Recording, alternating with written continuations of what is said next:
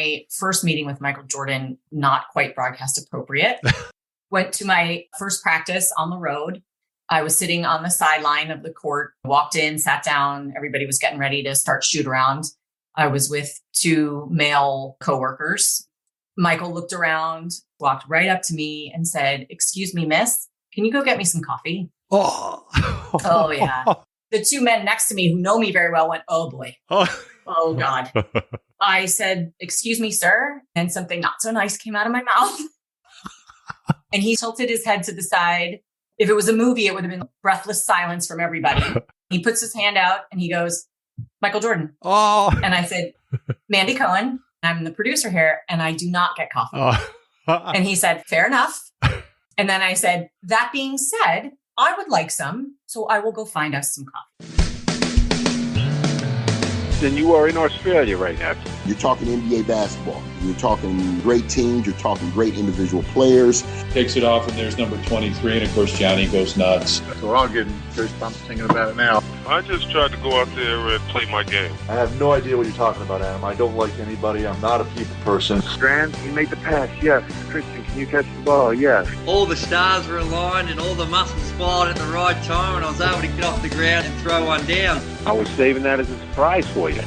And now, introducing your host for In All Airness, Adam Ryan. Welcome to episode 117. Thanks for joining me. I'm very happy to welcome 8-time Emmy Award winner, Mandy Cohen. Mandy witnessed NBA history as a vital member of WGN-TV Chicago in a decade where the Bulls won 6 NBA titles in 8 years. This is a fun and insightful conversation about Mandy's life in sports, her unique, shall we say, first conversation with Michael Jordan, to the continued impact and influence of Phil Jackson on her life. We discussed the 10-part docuseries The Last Dance, Mandy's link to the series, and a magical moment she witnessed involving Michael Jordan and Scottie Pippen that didn't make the cut.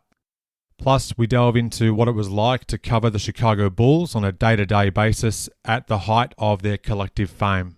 Towards the end of the episode, I'll share another great podcast review. If you can spare a moment or two, please add your review via your listening app. It would be most appreciated. A quick shout out to a lady who reached out to me from Philadelphia during the week. Her name's Jacqueline. Much appreciated that you reached out, Jacqueline, and said hello, and you also were hoping for the return of the NB88 series. Trust me, it is on its way. Aaron and myself will definitely get back into it at some stage. I do appreciate you reaching out to say hello from Philadelphia. Show notes for this episode and access to a huge archive of past episodes are available at inallairness.com. Now, onto the show. My guest today not only worked for WGN-TV Chicago in the 1990s, she witnessed NBA history as the Chicago Bulls won 6 titles in 8 seasons. Among many strings to her bow, she is an 8-time Emmy Award-winning live sports producer, Mandy Cohen. Thanks for joining me. Oh, thanks for having me. I really appreciate you making time to chat today, and I'm excited to learn about your history. Just before we get into your tenure with WGN and the Chicago Bulls, what sports did you play or interests did you have when you were a youngster? I believe you were a New York native, but you were raised in Florida. Yes. It's interesting. I tried a number of sports and I'm super short, 5'3" on a good day. So I didn't fare that well, but I absolutely loved going to sports, watching sports. We had NFL season tickets in Miami growing up and went to games with my dad and just watched WGN baseball in South Florida for a long time when I was a kid. And when I was 6 years old, I told my parents I wanted to produce a Super Bowl. Oh, wow. Yeah. So I always knew what I wanted to do. If I couldn't play, I was going to be in sports somehow. That's where the career path came from. Now, when you're talking about the Miami and the NFL, that's the Dolphins. Is that Don Shula? And yeah, Don Shula, Dan Marino. Uh-huh. So they were a great team back at that time too, weren't they? Yeah, they were amazing. I actually was so into it. I had posters all over my bedroom as a child of Dan Marino and Duper and Clayton, who were 2 big wide receivers back then. And my mom would say that people would come over to install something in the room, like a telephone line or whatever. And they would say to her, "Where would your son like his plug?" And my mother would say, "For your information, that is my daughter's." They just expected because of all the sports stuff, it was a boy. Exactly. Oh, exactly. dear. Oh, that's good. Now, You graduated from Northwestern University in Chicago. Did you have the opportunity to attend Bulls games at the stadium before you started working with WGN in the 1991 NBA season? I guess you moved from Florida up to Illinois to go to college, or did you arrive sooner? I started at Northwestern in 1988. Yeah, I did have the opportunity to go to a game or two before I started working, which was fun, but much more fun to be working there. What's your absolute favorite sport? Such a tough answer because every sport has something that I think is awesome. I love baseball. I think the chess match of pitch to pitch in baseball is just one of the coolest things ever. And if you don't know the game well enough, you might think it's boring. But if you know the game and you can watch for all the details, it's one of the most tension-filled sports out there. I love basketball because it has a roof and a clock. So when you're in sports TV, that is a huge plus for a sport. I actually love the gracefulness of basketball. I think it's a very graceful and fluid sport and fun to watch.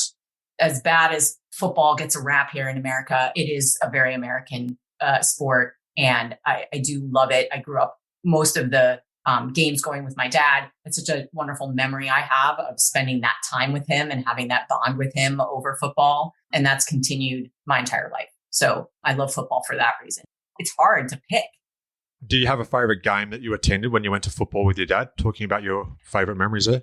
I do. I was at that famous San Diego-Miami game where it was a playoff game and Dan Fouts was the quarterback for the Chargers. And right before halftime, there was an incredible play that brought the Dolphins back within striking distance. It was a lateral to Tony Nathan. He ran the distance, and I think we cheered all the way through halftime, and we ended up losing, but it was just one of the most amazing sporting events I've ever been to, only marred by the fact that somehow my dad took my two cousins with us who don't care about football and don't even know that they could say they were at that game when it comes up amongst like the top 10 best games ever played. They're not even aware they were there. So I'm still bitter about that because I feel like somebody else would have enjoyed it, but I'll never forget it. It was such a wonderful game, even though we lost. And years later, I met Dan Fouts working and he said to me, "You don't seem like you like me." And I'm like, "I'm really sorry. That's just the 10-year-old in me coming out." I'm like, "I was at that game." And he's, "No way." I'm like, "Yeah, so I kind of hate you." Which was super fun. That's funny.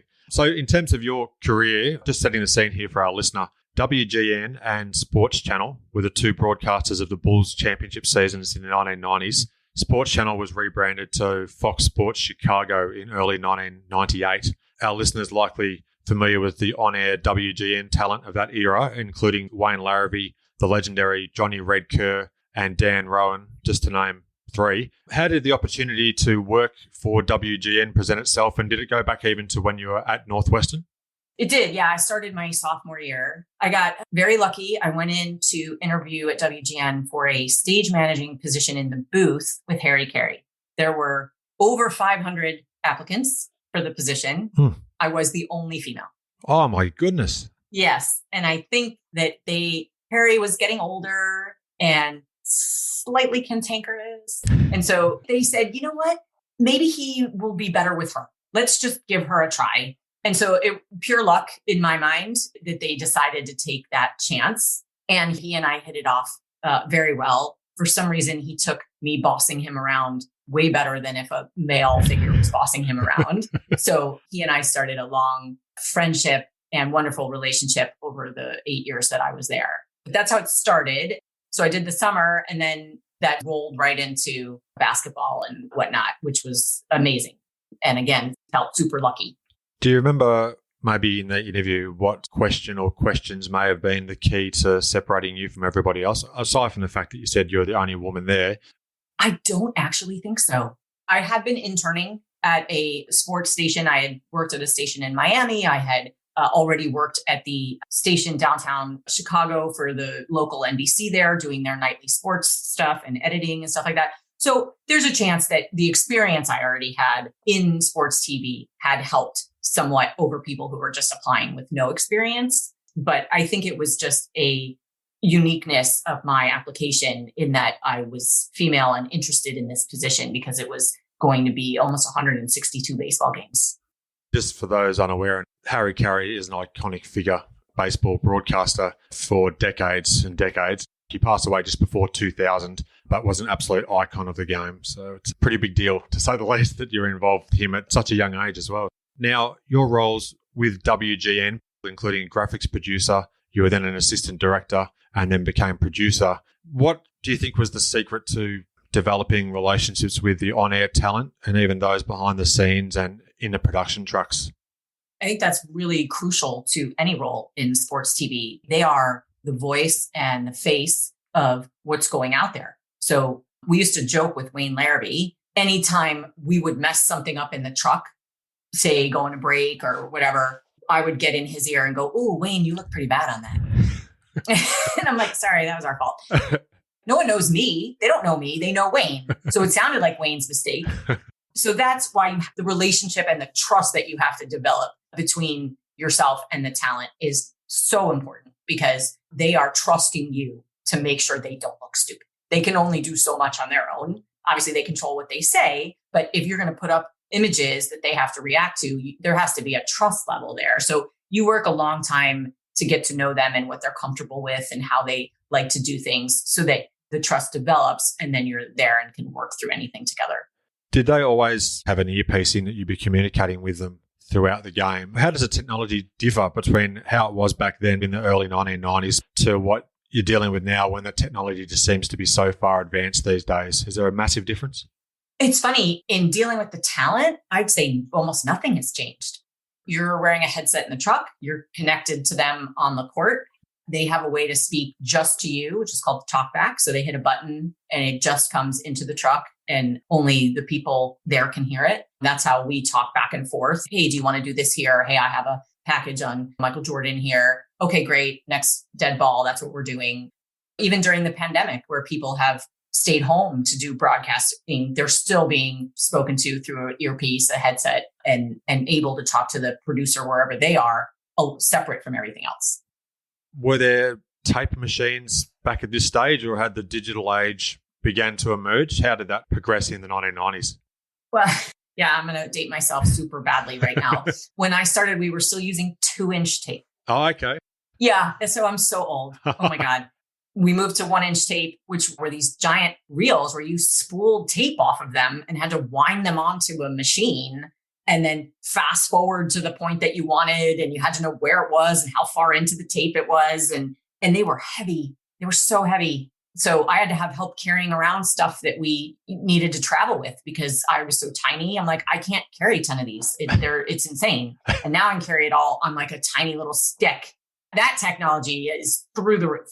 And then we went to beta tapes, which were smaller and a little bit lighter, but still bulky to carry. And you had to decide, what can we bring? What can we not bring? How much can we condense onto one tape that we need to bring with us? And if the bag got lost, which every once in a while it did, you had none of your elements with you. So we would have massive panic sessions. Has anyone seen the tape bag? And now it's, if anything goes wrong, someone just Dropboxes you a file of everything you need, and it takes 3 seconds to fix it. So that technology has changed an incredible amount.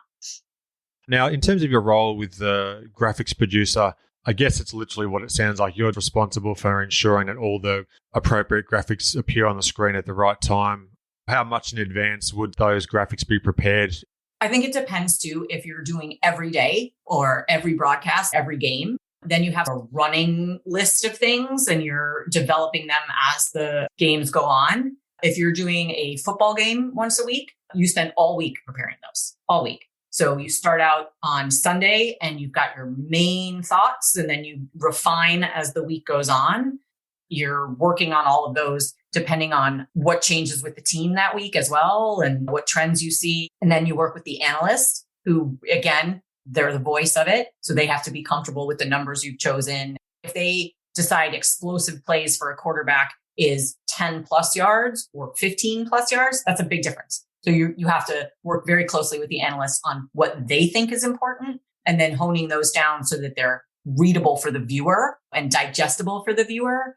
I'm huge on a 3 or less rule. You can't put more than 3 things on a graphic. People can't digest it in the amount of time that it's on the screen. A lot that goes into doing graphics. And then game day is all the live aspect of it. the real time figuring out what's important as the game goes on. I guess that's just something that you develop over time in terms of getting better at. You must get the adrenaline flowing throughout broadcasts. Yes. And once you learn it, it's not a problem. I'd say probably the most stressful things are when someone's edging towards some sort of record. And now you've got to go figure out, is it the record? Where do I find that? Who had it last? And I better be ready the second they hit that basket, that touchdown, that pass, whatever it is, that is expected to go in the second the record is broken. So if you aren't aware of that, you need to have all of that on your board, your big board. It will have all that information so that you can see if you're approaching something like that, or so that you're prepared for that 1 second when you need it. So in terms of the Chicago Bulls then, what are a few of your memories of being in amongst the team? You joined WGN in 1991 officially. That was the first championship season in Chicago. Well, I will try to clean it up because my first meeting with Michael Jordan, not quite broadcast appropriate. I'll clean it up for you. I try to tell the story with some less salty language. Went to my first practice on the road. Phil Jackson was very nice and let the broadcasters into practice to see so he could prepare for the night. I was sitting on the sideline of the court, walked in, sat down. Everybody was getting ready to start shoot around. I was with 2 male coworkers. Michael looked around, walked straight over to us, walked right up to me and said, "Excuse me, miss, can you go get me some coffee?" Oh yeah. The 2 men next to me who know me very well went, "Oh boy. Oh God." I said, "Excuse me, sir." And something not so nice came out of my mouth. And he tilted his head to the side. If it was a movie, it would have been breathless silence from everybody. He puts his hand out and he goes, "Michael Jordan." And I said, "Mandy Cohen. I'm the producer here and I do not get coffee." And he said, "Fair enough." And then I said, "That being said, I would like some, so I will go find us some coffee." You handled that well. So I went and I got us some coffee and that became our thing. So every morning that I went to a shoot around, I would have his latte on the bus with me, one for me, one for him. It was just our thing for the years that I was there. That's fantastic. I love that. Thank you for sharing these stories. That's what makes these conversations great, is hearing these things that you just wouldn't expect.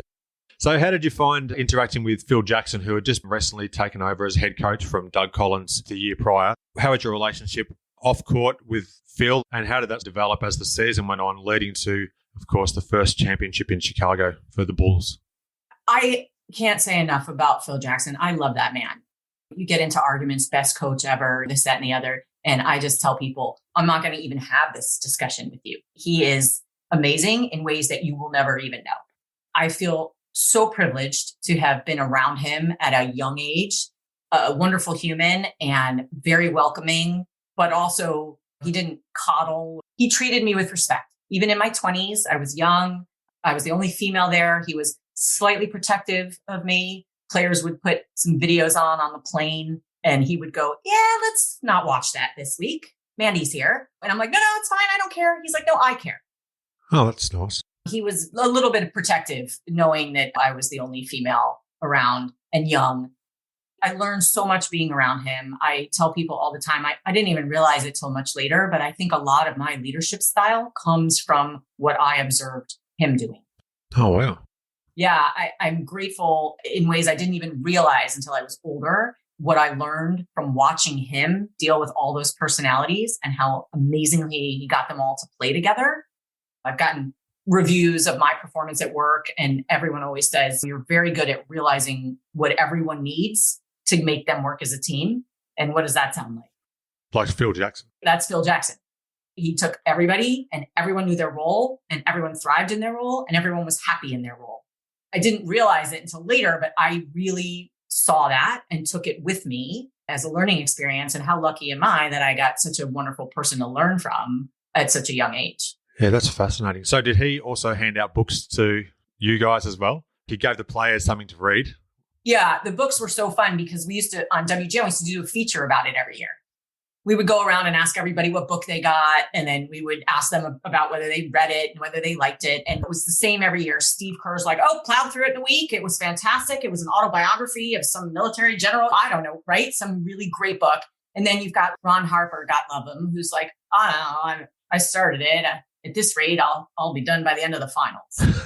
It was just a really fun thing that he did. And I think everybody enjoyed it in their own way. I took some book recommendations from him, but we were never part of the actual gift exchange.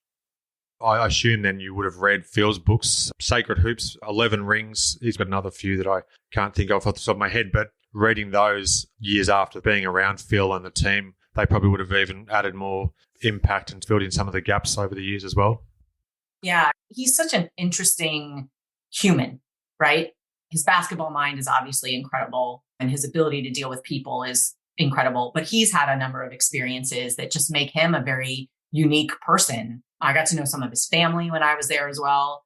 Just all great people, and his unique style was just so effective. And reading about it as well, it's funny to read it and go, oh yeah, I could see that. How was it to work behind the scenes on WGN as the Bulls were progressing throughout that first championship season in 1991? The expectations were pretty high in the city to have made it to the Eastern Conference Finals, to finally get over the Detroit Pistons, the bad boys of that era. What was that like, being right in the thick of that as the Bulls progressed to the playoffs in 91 and then ultimately went on to win the finals against Magic Johnson? I think every year was so different, right? That first one was all about the palpable relief at getting past Detroit. Finally, it was a combination of, and yeah, we hate them so much, right? I don't even care if we win the finals. We got past them, right? So the finals was just icing on the cake almost, which is weird because you'd think it would be amazing. And of course, beating Magic Johnson is a huge feat, right? It was somewhat a tiny bit of the beginning of the changing of the guard there and the shifting from Magic to MJ.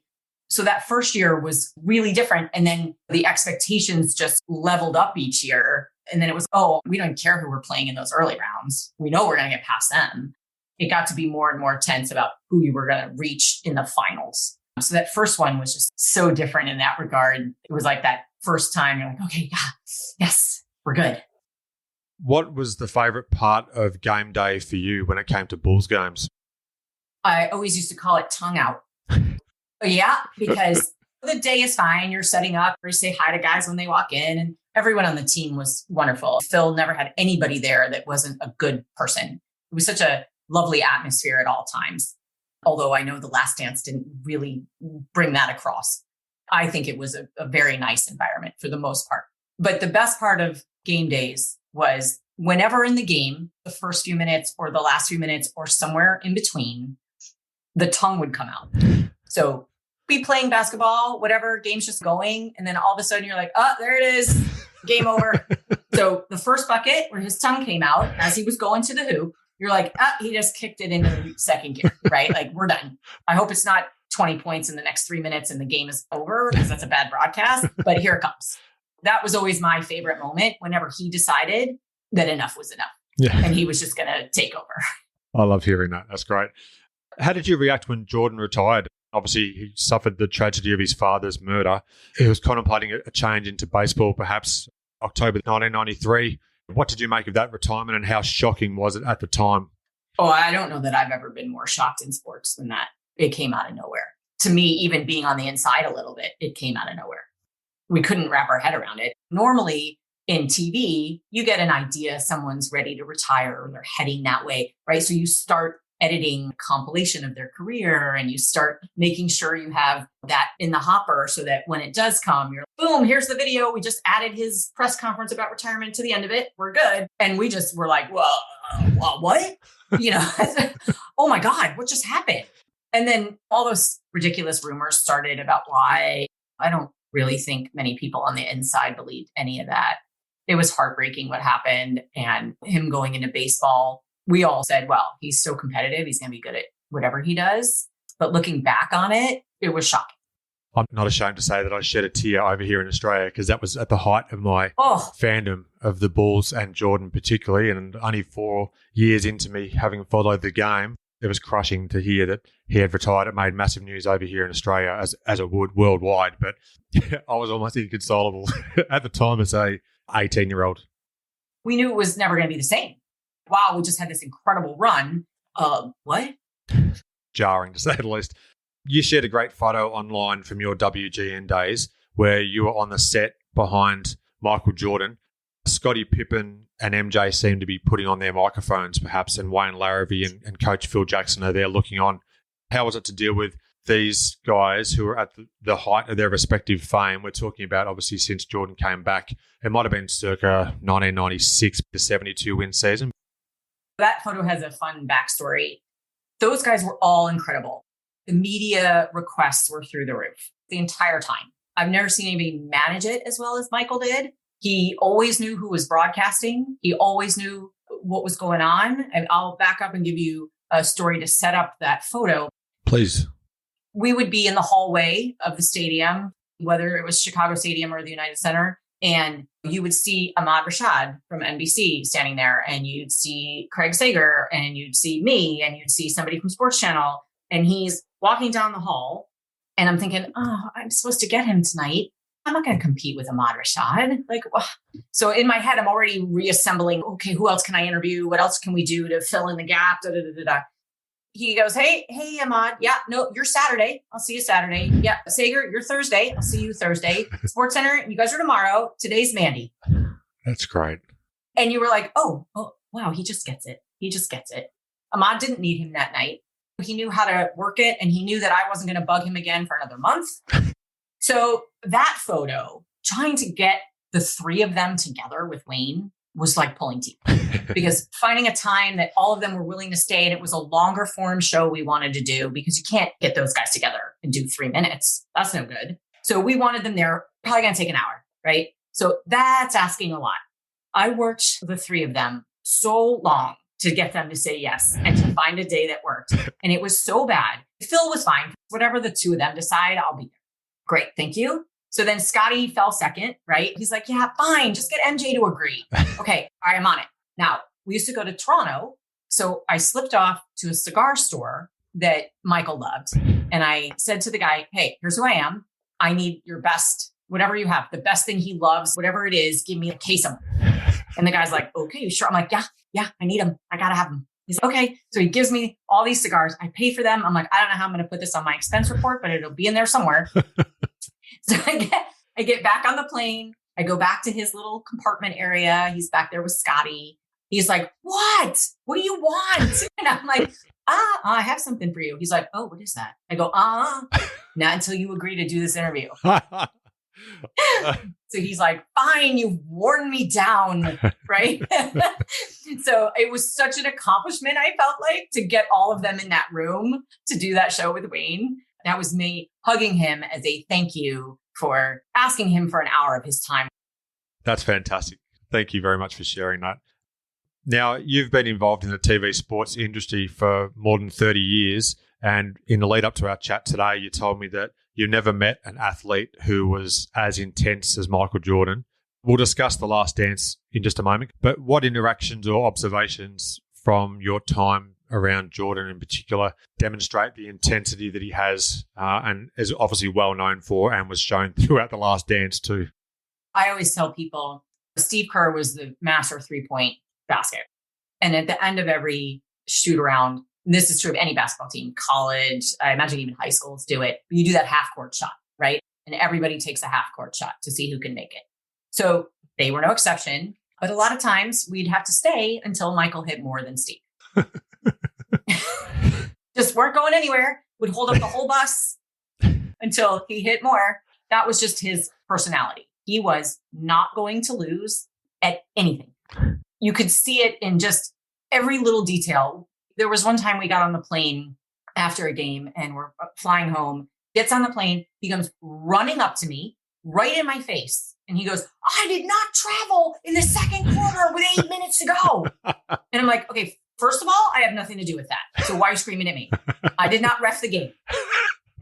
I said, but you didn't get called for a foul in the fourth quarter when he's like, okay, fine. You know, why are you yelling at me? My God, the Bulls beat them by 30. And he's so upset that he got called for traveling in the second quarter when it meant nothing. So that's his personality. I've never seen another athlete get that upset over something that small that didn't matter at all. He used that obviously to his ultimate advantage throughout his career by even creating slights against players that never really happened. But yeah, that's fascinating to hear. Mm-hmm. For obvious reasons, 2020 delivered very few bright moments, but the one shining light for me was the 10-part docuseries The Last Dance, and I'm sure for countless others worldwide.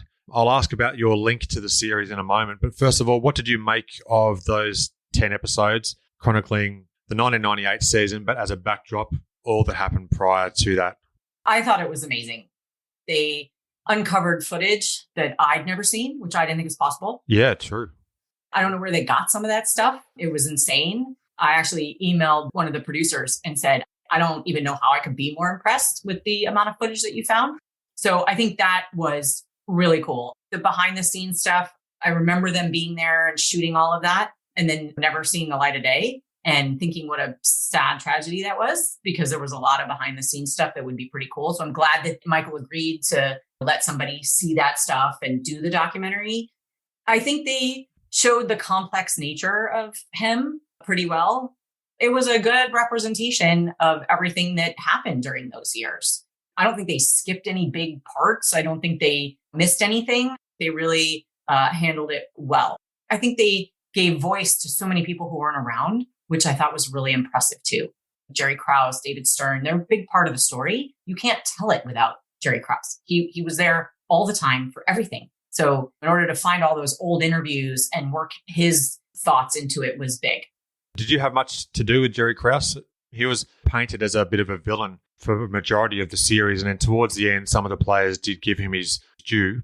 He ultimately built the roster, which became the championship team and dynasty as well. Yeah, he's such a complex character too, right? If you tried to write this movie, you'd want them all to be this complex.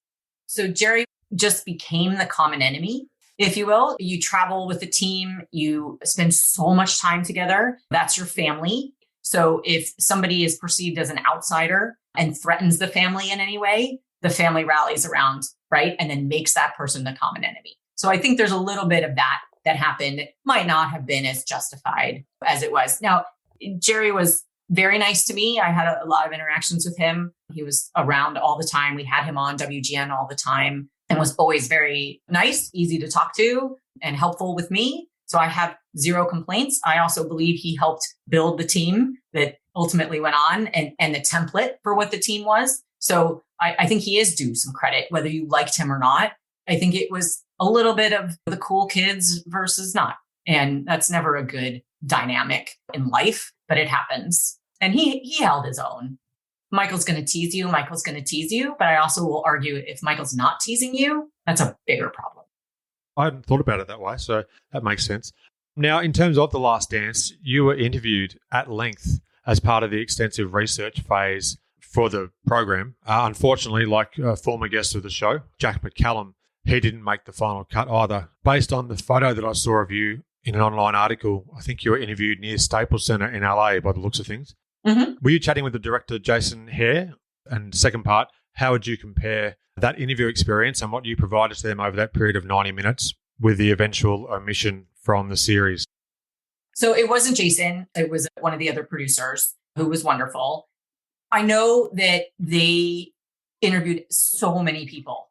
I think when you look back on it, if there's one thing I wish that they had done just a little bit differently, and not about me, but maybe more Wayne Larrabee, more Dan Roan. Those guys were there every day. So some of the people that they used while they were there, they were not there every day. So if there's one small thing I wish that they had changed a little bit, would have been just a little bit more of the people who were in practice and saw that stuff. Some of those people were around, but they weren't in practices every day. So they didn't necessarily see everything that the local broadcasters did or were privy to. So I think they took all that information in. I know they interviewed a ton of people like me and took all that information and then were able to use it, I'm sure, to ask other questions and do all that kind of stuff too. So it was fun to do. And it was crazy to relive all of that. And it certainly was crazy to relive it while the Last Dance was going on. I think I drove my husband crazy going, oh, I was there. I was on that bus. I was on that ride. Oh, I'm right there. If they just took the camera a little bit, I was like, oh, yeah. And he's like, could we just watch, please? And I don't need your running commentary. Thank you. It was really fun to be a part of it. And they were all wonderful. And I touched base with them a number of times over the process to make sure that they were getting what they needed from WGN and stuff too. Oh, that's good. So guys like Dan and Wayne and some of the other WGN team were interviewed as well. I don't know, actually. Could they not have interviewed Wayne Larrabee? They had to have, right? Well, you would have thought it'd be a given. And also, I would have thought Tom Dorr, who was doing all the Sports Channel calls. Yes, exactly. Exactly. Our conversation today is due specifically to The Last Dance because from time to time, I just Google the series and see what comes up. And recently, I did another search and your name appeared and this conversation has come from it, which is fantastic. So thanks again for giving us your time today. Or scary, but that's fine. This led me to a terrific video where you shared a story about Jordan, Pippen, and a couple of teenagers in Washington. What happened that day and what impact did that have on you going forward? Yeah, that's one of my favorite stories from behind the scenes. So we were in Washington. We had to practice at Georgetown for some reason. So I say we, I was not practicing. They had to practice at Washington. I was there in my TV role. So we're all leaving practice. The bus is parked across this parking lot area and there's an outdoor court. And there's just two kids playing pickup ball together.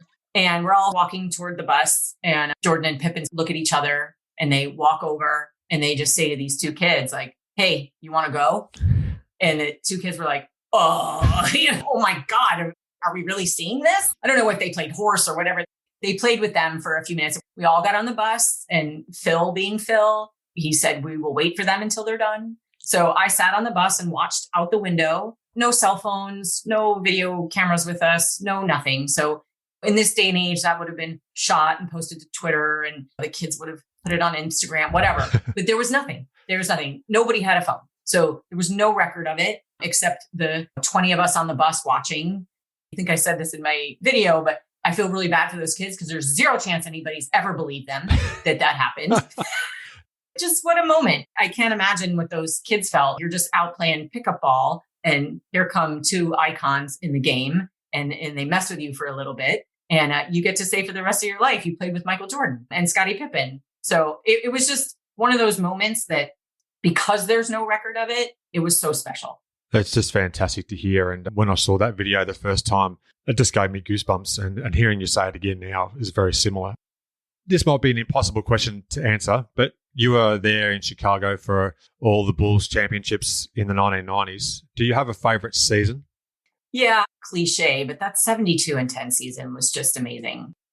To be part of that, and the funny part of that was, for me personally, in April, I would go back and forth between the Cubs and the Bulls.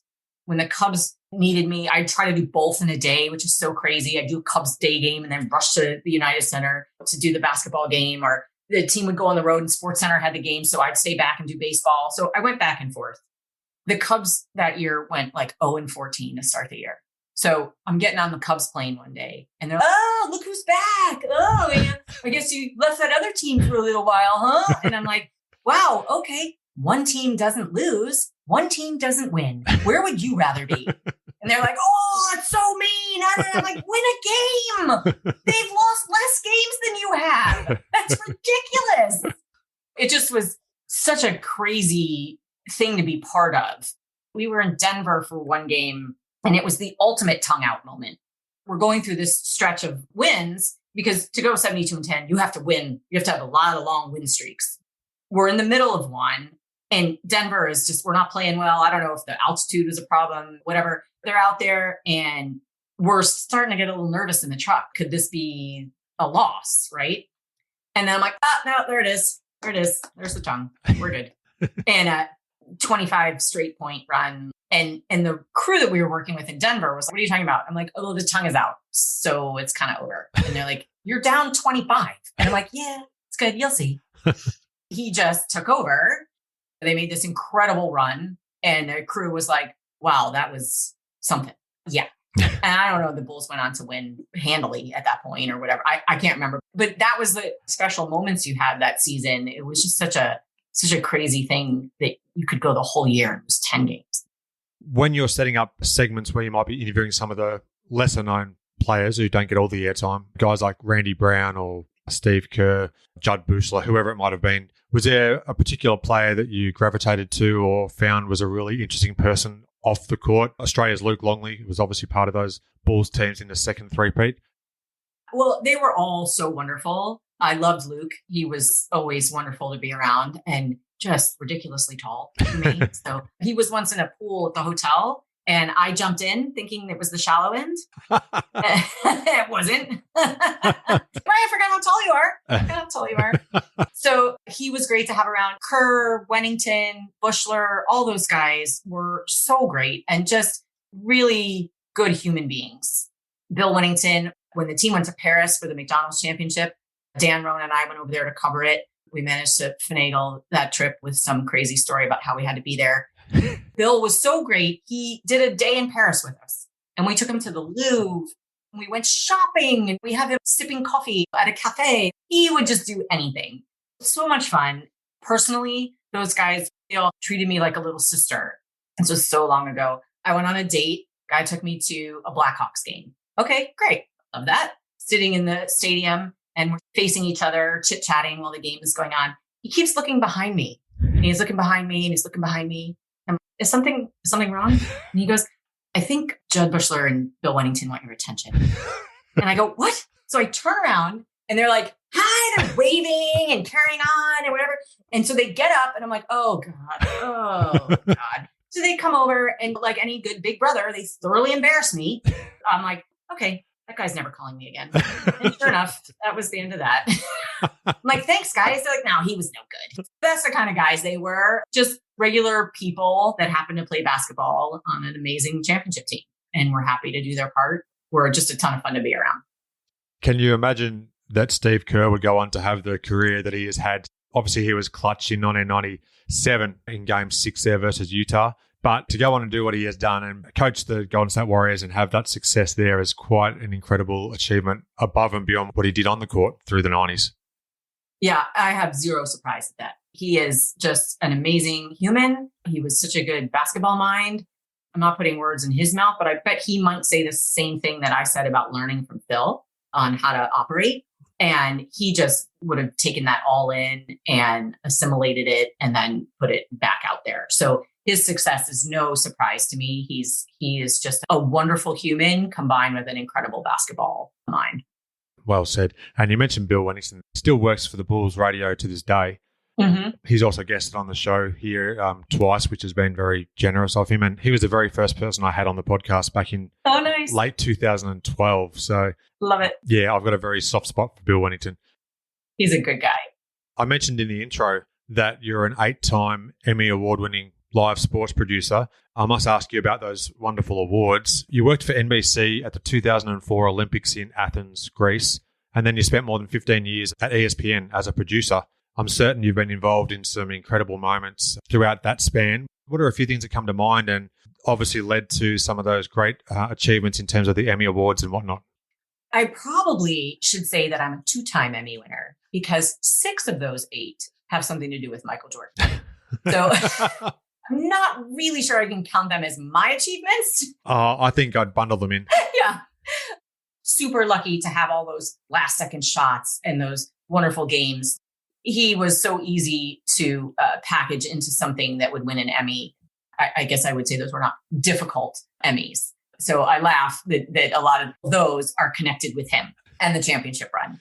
The other 2, one was from the NBC coverage in Athens. If you're in television, the Olympics are a bucket list item. So I was super excited to be able to go over there and to do it in Athens was incredible. The birthplace of everything. It was a very wonderful, exhausting, fabulous experience. And I wouldn't trade that for anything. And then the other one was at ESPN for college football, the national championship. We do a series of what we call megacasts, which is you have the main game and then you have 8 offshoots of different ways to present the game. So all of us who were involved in that, each of us had a different broadcast to cover for the national championship that was off the beaten path. And it was a technological marvel. The way they did it is just incredible. That won an Emmy for all of us that had been involved in the megacast, each individual broadcast. So that was super fun and something I'm really proud of as well. Great. What was your role in that megacast? What were you doing? So I did, we called it field access, and we had 2 hosts, one on each sideline.